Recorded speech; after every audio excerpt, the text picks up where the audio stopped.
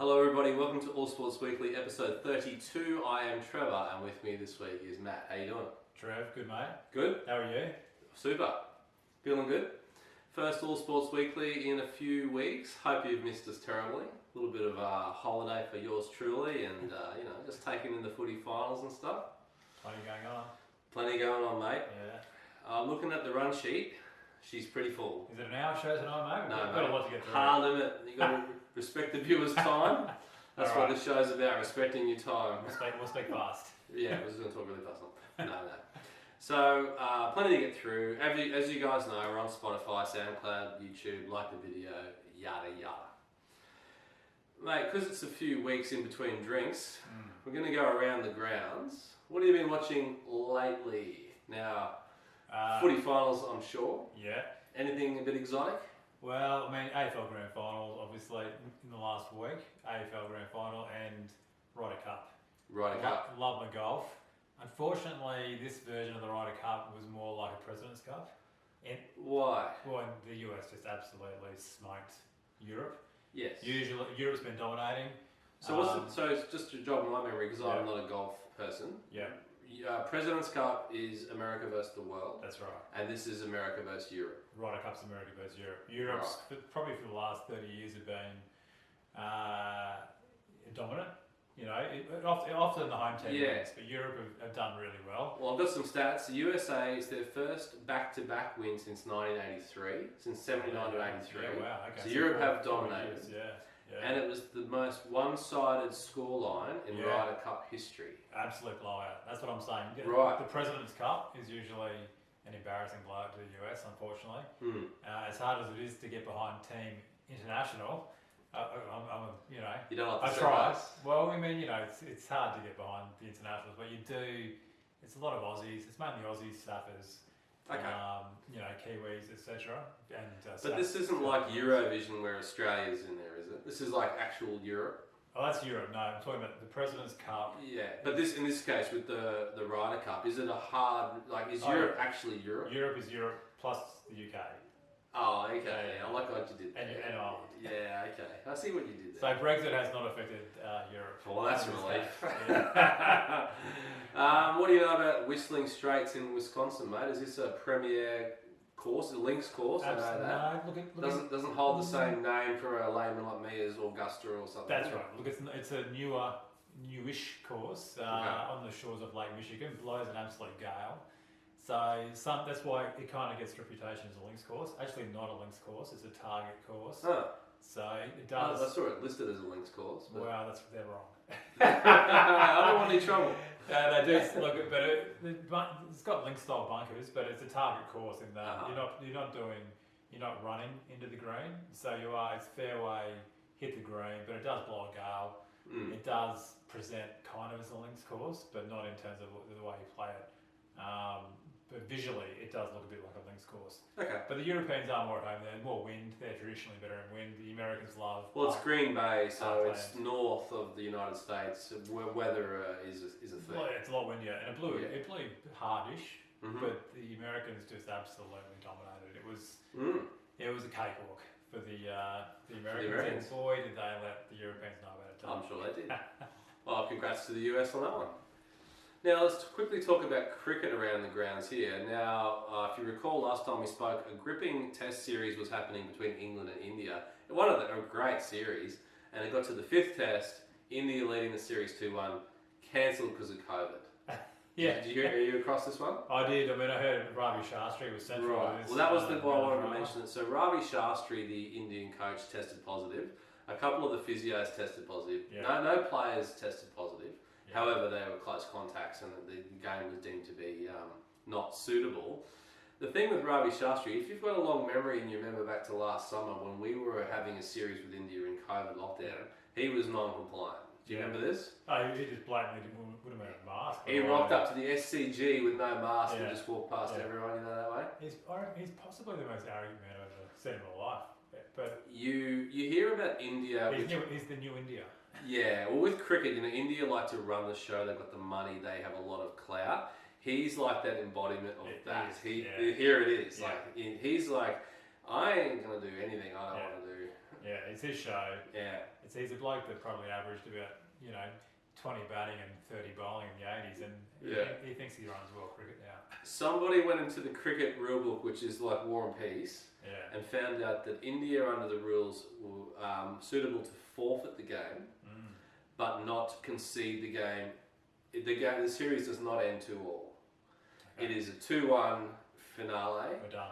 So England don't get the win because India have tested positive. Under the rules, they were allowed to forfeit the game, and it was deemed to be out of their control and not. So India win the series. Are we thinking that Ravi knew this? No, I don't think he's that switched on. Frankly, I just think he probably didn't wash his hands for 6 months and went out and had a couple of curries on the Curry Mile and woke up with the St Kilda sneeze. Just decided that this will do us, boys. This will do. Let's go home. Home we go. IPL. IPL, here we come.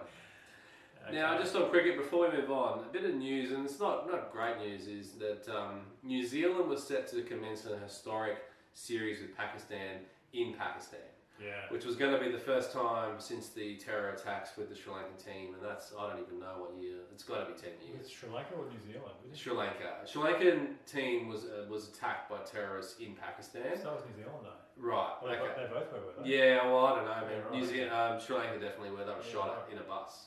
Yeah. So, anyway, that's 10, 15 years ago. This was going to be an historic game. And I mean, the cricket world would love to see Pakistan hosting matches. They're such a massive player in cricket. Unfortunately, a threat was made, an email was sent to the powers that be threatening a terror attack on the first day. Right. New Zealand, and I don't blame them one bit, got cold feet and got the first plane home. And the tour was cancelled. And secondary to that, England, who were going to go there, have also cancelled. Yeah, it's a shame. The Interpol powers that be have actually found the person who sent the email. Right. It was an Indian man living in Singapore. Ah, total bogus. Total bogus. Just an Indian who doesn't want that game to happen because he doesn't like Pakistan. I don't know. That's depressing. That's really It's put the willies up everyone though. The games are off. Yeah, if that's all it takes though. Yeah, they're pretty skittish. You worry about the poor Pakistanis trying to host tours. Yeah. I mean the Aussies were in Bangladesh, weren't they? Not long ago, is that right? No, they played that one in UAE or whatever. But I mean, I saw some footage. There was the New Zealand cancelled a couple of hours before the first day play. So they were there. They were ready to go. There were blokes with machine guns at the gates of the cricket. It's not exactly Bay 13. No, look, it's you know what I mean. That kind of country. I'm sorry, but I've been there actually. You've been to Pakistan? Yeah, there was machine guns everywhere. Lovely people though, but it's not the kind of place where you feel like nothing can go wrong. It's too many guns for that. Yeah, so that's a shame. Keep going around the grounds, mate. English Premier League now. I'm looking at your ladder here, mate. I'm seeing Liverpool on top. Yeah, Liverpool on top. I was going to say I don't have my glasses on, but I'm pretty sure that's Liverpool. If I had $1 for every time Liverpool was on top of the table after 6 rounds, I'd have a few dollars, I can tell you. It's come May when they seem to struggle. I know you won one there, so credit to you. Pretty sure you've won more than anyone else in history, actually.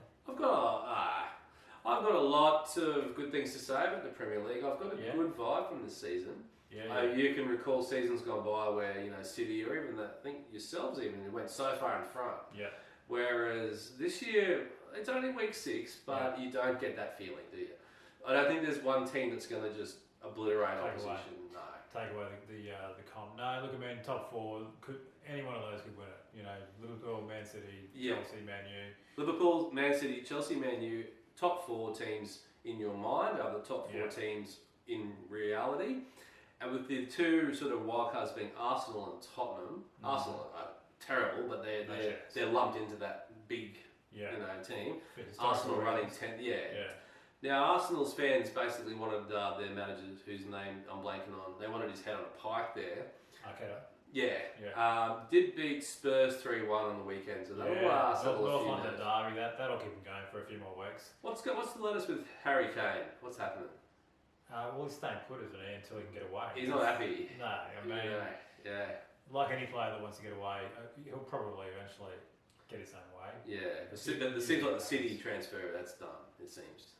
Well, they missed the transfer window. Yeah, for the time being. It seemed like he was gone for all money.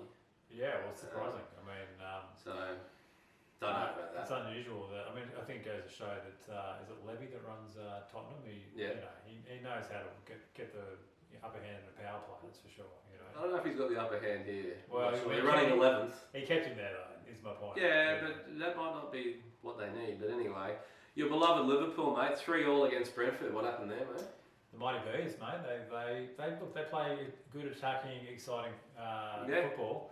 Good on them. I mean, I like them. I'm not one for having a second team and all this. These people have got 5 teams and I've got 1 team. Yeah. But honestly, it makes you feel good to see Brentford getting up there and having a win, isn't it? It's just a good team. In this case, a draw. But Bees. the Bees, I mean, they were long suffering. They went to every playoff under the sun and got knocked out every time. They've come up. And good to come up and actually try and win games rather than just kind of park the bus and try and get a draw against the odds. I will say that Liverpool were the only top 4 team to get a draw. I think Man U, Chelsea, and Man City. We'll lost on that. But I will say, and so only 6 games in, Liverpool are the only team that haven't lost a match. So that is interesting because I could be wrong, but I just feel like this is going to be a really good season. Yeah. I think it's going to be tight. Those games where the top 4 play each other are going to be true 6-pointers. They are going to be the games that determine the winner this year, aren't they? Yeah, whereas in years gone by, it's whether you show up and beat Brentford that ultimately matter. Whereas I feel like, I don't know. And some teams have got nearly 100 points in the past. I don't think that's going to happen this year. No. I think 80 points wins you the Premier League this year. Yeah, I mean the Premier League is the most competitive league in Europe now, I'd say. Most of the leagues are now 1 or 2 horse races a lot of the time. The other significant results is Man City beat Chelsea, which is a big deal. Yeah. Chelsea's first loss of the year. And we'll gloss over this one, but Aston Villa beat Man United at Old Trafford. Abysmal. I got a bit of love from friend of the show, Richard Berry. Thanks for that, Richard. First game that Ronaldo didn't score a goal. Well, should he have taken the penalty, Trev? Maybe. But on a side note, and I'm going to gush you, and he's not going to let me, but Ronaldo, he's 36. I was hearing, he's too old, and that he is lighting up the Premier League. Thoughts? My thoughts are he is trouble for United. Trouble? Absolute trouble. The other forwards don't know what to do. They've got stars in their eyes. They know what to do. Pass it to him. They're all exactly. That's the problem. They're all looking to Ronaldo, going, just give it to this legend. Do what you do. The problem is they should be scoring as well, and now they're not. Nah. Well, I maybe be a nice problem to have. What are we going to do with Ronaldo before long? I think it's trouble for the structure of United. But hey, Ole Gunnar, super coach. I'm sure he'll work it out. Yeah, well, okay, all right. Well, you've my thoughts on Ole Gunnar's reign at Man U. Let Ole reign. I think is my thoughts on that. No, I can't wait to see you later in the year. I can't wait. Round the grounds keeps going. We're going to talk quickly about boxing just because we've got a new heavyweight champion of the world in the Ukrainian Alexander Usyk. Now, the thing that makes this remarkable is he was fed to the Lions in a way, as a legitimate contender, but he's basically 100 kilos on the money, which is deemed to be too small for that division. He was a light heavyweight or a welterweight who went up and they said, you're going to get pumped. He's come out and smashed Parker, taken the belts. This was not meant to happen. No. Everyone was ready for Parker to win, to fight the winner of Wilder and Fury, which is in about 2 weeks, 3 weeks. It's thrown a cat among the pigeons. Old mate from Ukraine's got all the belts. Yeah. Parker's got a rematch clause, which he will certainly want. And it's just thrown a bit of a grenade into the heavyweight rank, which is great. It's really healthy for the division. This goes to show it's not completely rigged. No. Which is nice. And I watched the extended highlights and he rocked Parker. This guy can blue. Yeah. And being a little bit smaller didn't hurt him. I mean, of course, if Parker could have got him, those heavy punches are going to matter. Yeah. But you can't hit what you can't hit. And old mate was just... He had too much go for him. Could knock him out, but interesting times in heavyweight boxing. We'll see what happens. There'll be a rematch for sure, probably early next year, I'd say. Okay. And then there's the Fury Wilder fight in a couple of weeks. The other fight, Canelo's fighting Caleb Plant, and they had a blue at the weigh-in. It was classic boxing, mate. I'll just leave that alone. But Canelo's going to fight Caleb Plant. That's the other sort of big fight at the moment. But we'll leave that for another day. Around the grounds, NFL in a complete self-serving, it's my podcast and I'll do what I want. Let's talk about Rams. Well, I think Trevor saying the Rams beat Tampa Bay, is that right? My beloved Rams have shown up, they're undefeated, they're 3 wins from 3, but the significant one is that they've taken on Tom Brady's undefeated Buccaneers and given them a bit of what for? 34-24. Home or away? We were at home. Yep. Is that the new stadium? The new stadium, and it looks awesome, mate. I mean, I was only watching it on telly, but it looks good. We lit it up. The scoreline fancied them. They scored late to make it look a bit more respectable. Yep. We did well. Matthew Stafford, our import from Detroit, 9 touchdown passes in 3 games, equals a club record. But the big talk, so Brady and the Bucks have been beaten.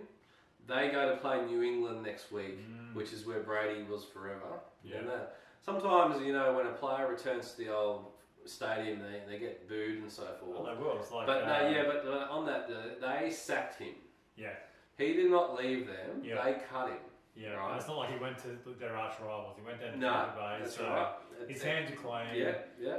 They did not. What happened last year when he went back to New England? Or was He did it the first time back. So it's Bill Belichick, the classic coach. This is the dream team of NFL. You got Tom Brady and Bill Belichick, who won more than anyone's ever won. Yeah, like 6 Super Bowls? 7. Yeah. 7 wins. Okay. Oh, might be misremembering. 6 or 7 wins. About 9 Super Bowls together. Yeah. I mean, dominant. Unprecedented. It's going to be very interesting. I have a feeling the fans are going to welcome him with open arms and just sort of go, hey, geez, I wish you were in our team. Absolutely. I mean, who's their quarterback now? Is he any good? Well, they had Cam Newton last year, and then they cut him, and I'm forgetting who they're running around with this year. Yeah. But they haven't upgraded, basically. Oh no. Okay. No. Yeah. So anyway, that's the big talk in the NFL is that Tampa Bay New England game next week. So watch this space. And it seems as though, Tampa Bay going in with their tail between their legs, they'll be ready to front up. Yeah, that loss to the Rams is going to sting them a bit. Yeah. And just quickly, also tennis majors, the US Open, Novak's has choked in the final. What a shame. 6-4, 6-4, 6-4, straight sets. The Grand Slam was there, and he just couldn't get it done. And I watched that too, and I'll tell you what, Medvedev, it just goes to show how hard it is to close out a Grand Slam, particularly against a guy like Djokovic. He had Novak. I think it was either 5-1 or 5-2 in the third. He was double faulting all over the shop. It was really uncharacteristic. He really struggled to close that out, but he did it on the final serve that he had the break. So good on him because I don't like Novak, but I'll tell you what, if anyone noticed. Sorry, if anyone deserved a Grand Slam, it probably was him, I'd say. Like, he really, I think... Medvedev's been toiling away. Medvedev's been toiling away, but Novak had it there, ready, just first guy since Labour in, was it 70 or 71? I forget now. Yeah, it's been a long time. Might have been 69, actually. I think it was 69. Yeah. It's been done in the women's game, but the men's game, no. I think Steffi's done it at 88, the Golden Slam. Yeah. Very hard to do, and Novak just had that on the platter. And you felt 1 game short. Oh, look. Couldn't have it to a nice Thank God for that. And the big story in the women's was Emma Raducanu, who was the wild card who got through and just took the world by storm. Yeah. Congratulations. She was talking about she was saving up for a new set of AirPods prior to the tournament because she'd lost them. Yeah, okay. She can afford them now, mate. $2.5 million. Gold plated. Okay. I read a story that she's going to be a billionaire now. Billionaire? That'll get me into my... What's that section we got? Oh, that's I'll save you, Rant. That's coming. Right, let's talk about AFL final, my friend. And before you say anything, I've got the comment, or one of the comments of the week from last show, from Marcus Collins, friend of the show. Nice work, lads. He was in agreement with me that Toby Green should have got at least 6 weeks. And he was talking to myself and Brimmer. He wants to see us both on the new Swingers podcast. That's an inside joke. All Sorts Weekly. There's a bit of a lull there, mate. But just before we move on, did Toby Green get enough weeks? He got 3. 3? Yeah. I said 6. 3 or 4. Well, I actually said 10, but 10's harsh, right? 3 is a joke. It definitely deserved at least 3 or 4. It depends on the angle. But at the end of the day, the angle was front on. No, but the side angle showed the umpire, him not hitting the umpire, but only because the umpire moved, not because Toby Green got out of the way. So happy with the suspension? Minimum 3 to 4. It could have been up to 6. It was the guy. Everyone says it's a Toby tax. I don't really agree with that because he's got us with some really, awful actions over the years. Like the kung fu kicks I find just like made you serious.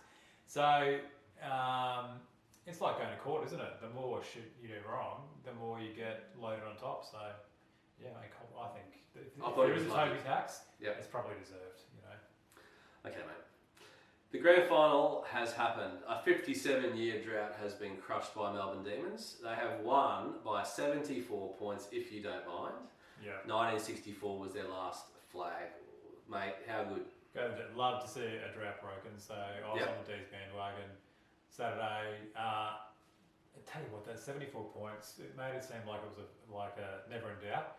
Early in the third quarter, it looked like it was the Doggies' game. Well, that's it, yeah. And I've never seen a momentum shift so massively from D's to Bulldogs, back to D's, and away they went. It was amazing. Yeah. So the Demons hadn't kicked a goal in 30 minutes of game. Yeah.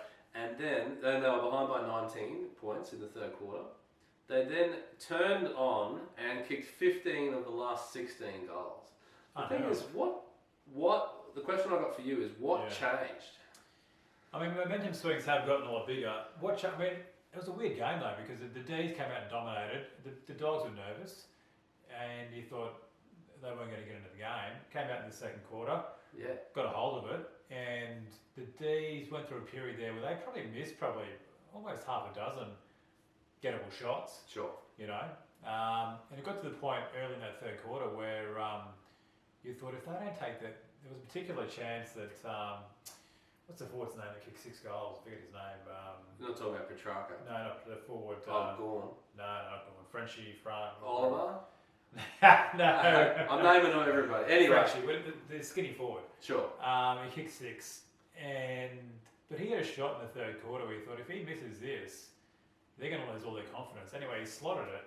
And then within 3 minutes, they slotted another 2, and away they. There were no injuries. There were no subs coming on. It was the same 18 against 18, but something just happened. Yeah. And when Melbourne snapped, they couldn't go with them. Yeah. Christian Petrarca had one of the great. It was like Thomas Black in 2000. No, it was better than that, mate. Well, they both had 39 possessions. Nice. No, I mean, it was great. The Norm Smith curse has been lifted. Yeah, absolutely. Hell of a game. And look, you can't begrudge the Demons. I mean, their fans are legit. They show up every week. They have not had much to talk about. Yeah. Most of them weren't alive for the last flag. I'm not sure they show up every week. They get the smallest. They turn up in very small numbers every week. Yeah, I can recall a certain other team that used to have some crowd problems when they weren't winning on. But let's just not even go there. But congratulations to Melbourne. I mean, like you say, 74 points. If you didn't see the game and you saw the score, you'd say it was a flog. It wasn't definitely in the balance. It was in the balance until halfway through the third term. Yeah. Now we've got another comment here from a friend of the show, Kyle Hayder. Brimmer had a bit of a go at him about the Lions. Fun fact, the Brisbane Lions have lost 5 out of 6 finals. They've lost to Richmond and GWS, who both played in the granny. They lost to Geelong, who played in the granny. Lost to the Dogs, who played in the granny. Yeah. It's not like we're losing to the Bombers or the Blues. Shots fired. Yeah, sure. So, just quickly, I just want to get your take. Is the Brisbane Lions premiership window closing or has closed? Or are they back next year right up there? No, look, I think they went early. I feel like Geelong's is closed. Yeah, I mean Brisbane got there way earlier than anyone thought in 2019. Mm-hmm. Lost the major qualifying final against Richmond, got pumped. Lost against GWS by 5 points. Probably shouldn't have lost. And lost by a point the other day. And lost by a point to the Bulldogs. Shouldn't have lost. I still can't believe Charlie didn't gather that ball in the last 30 seconds and kick a goal like he does every other time. Yep. But so they've been competitive. Luck hasn't gone their way. Are they as good next year though? I think this one will sting this year, and they will be the team to beat next year. Okay. I think, depending on. I'm torn on. I'm not sure. Objectively, I'm a bit torn on that one. I feel like you're right. They're a young team. I just like that. Yeah. They're a young team.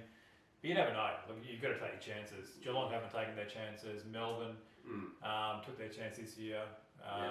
So, you know, there's no certainties, but if you look at their profile in terms of age and experience and, you know, where they've been in terms of the last 3 years, they should be there, but, you know, you can't keep missing out. Next year is going to be huge for them. If they don't make a grand final next year, you'd say it's a heavy fail. Yeah. All right, mate. NRL, running short of time, as we always are. Running short of time. But NRL, mate, we have a grand final.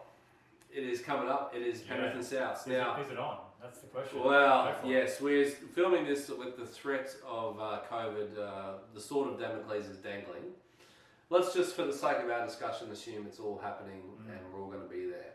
Okay? So, the first week of the finals, the script was flipped when Souths beat Penrith. Yeah. This was followed by a pretty nasty war of words between Wayne Bennett and Ivan Cleary. Yeah. I thought Ivan Cleary got made to look pretty stupid. Yeah. And putting my tin hat on for a minute, they whinged all week leading up to the Parramatta game. It didn't hurt their chances. I felt like Parramatta, I'm not going to say we were robbed, because at the end of the day we only scored one try, but we had a couple of stiff calls. Particularly late, when it really mattered, I think. Yeah. And so as a neutral watching, I thought, geez, it was a tough one. Yeah. But Penrith seemed galvanised. That game was epic. They've come through that. Yeah. They fronted up against the Storm. How did you see that one? I've never seen the Storm make that many mistakes, ever. No, and their best players let them down. Munster was average. You know, Smith, similar. So it's probably the only game this year where you thought, you know what, they really do miss Cameron Smith. I agree. You know? Yeah. Just to go, look, calm down. You know, we've got our plan. Let's just, you know, follow the process. Yep. Whereas on the weekend, look, they were gassed from defending so much, to be fair.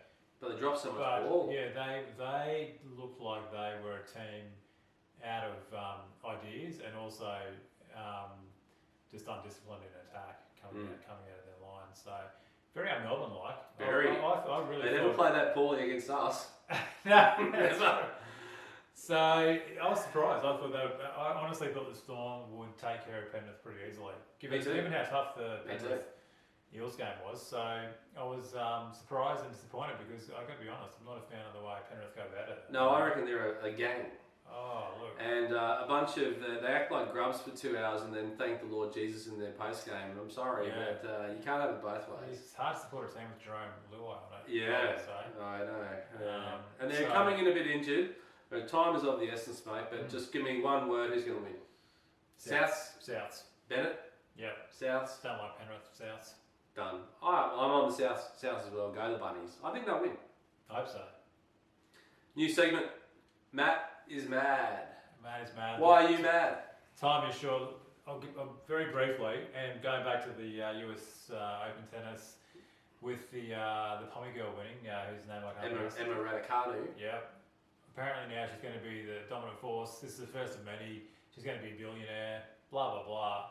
Every time someone wins something now, apparently it's the start of something big. Right. Seriously, she probably wins one slam. You know, her skills aren't that good. And I go to Melbourne on the weekend. They win one premiership. Oh, it's a dynasty. It's the start of this. Is just the start of it, everyone. No. It's probably the only one you win. Okay, Ryder Cup as well. The US. Oh, this is the start of our era. No, probably not. You know, honestly, if you win it, okay, one at a time. Just go. How good is this? We've won it. Stop talking about the start of a dynasty. And I'll tell you the worst culprit about talking about the start of a dynasty. The New South Wales Origin team. Seriously. All right. There's only one dynasty. It's our dynasty. It's not going to happen again. Stop it. I'm cutting you off. 1 hot minute, mate. Should the AFL final ever leave the MCG again? Yes. Should the Wallabies have adjusted their game to not be at the same time as the AFL final? Wallabies? What are you talking about? Is Pangai Jr. the biggest grub in the NRL? One of many. Who will get the AFL and NRL wooden spoons next year? Tough one? I haven't even thought about it. I tell you, mate, West Tigers. Tigers are always going to be. You take that to the bank, and I don't know about the AFL. Adelaide. Will Nadal ever win a Grand Slam again? He may win the French. Cool. Mate, as usual, bang out of time. Thanks, Trev. Mate, thanks for coming on. Thanks for watching. Have a great week, everybody.